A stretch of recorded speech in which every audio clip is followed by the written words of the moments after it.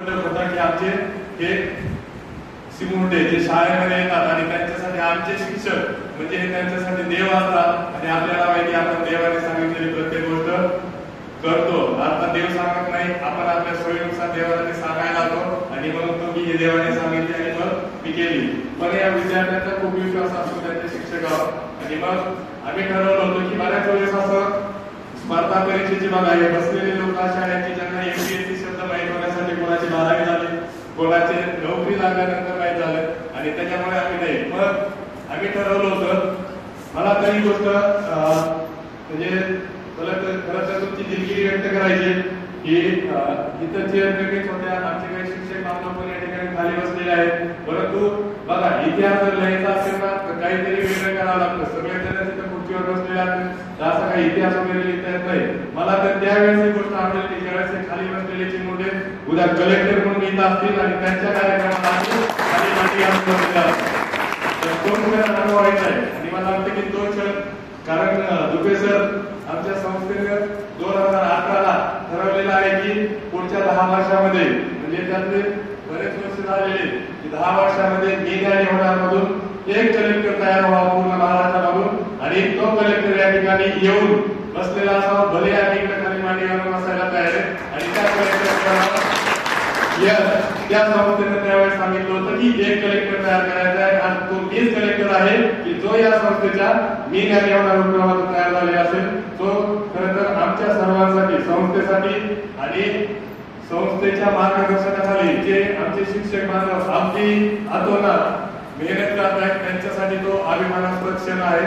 खरं तर त्या क्षणाची आम्ही चालक पक्षाप्रमाणे वाट पाहत आहोत आणि ज्या शाळेला ही संधी मिळेल ती शाळा तर या ठिकाणी अगदी सुवर्ण अक्षरामध्ये लिहिलं जाईल त्या शाळेचं नाव.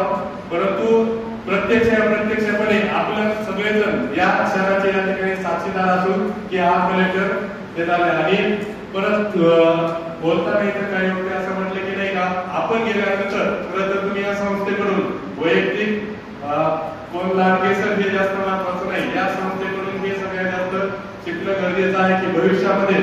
आणि खरं तर ती गोष्ट मला आज पण आठवते 2020 ला रवगड शाळेमध्ये या ठिकाणी बक्षीस वितरणाचा कार्यक्रम झाला होता आणि एक मुलगी रडत होती.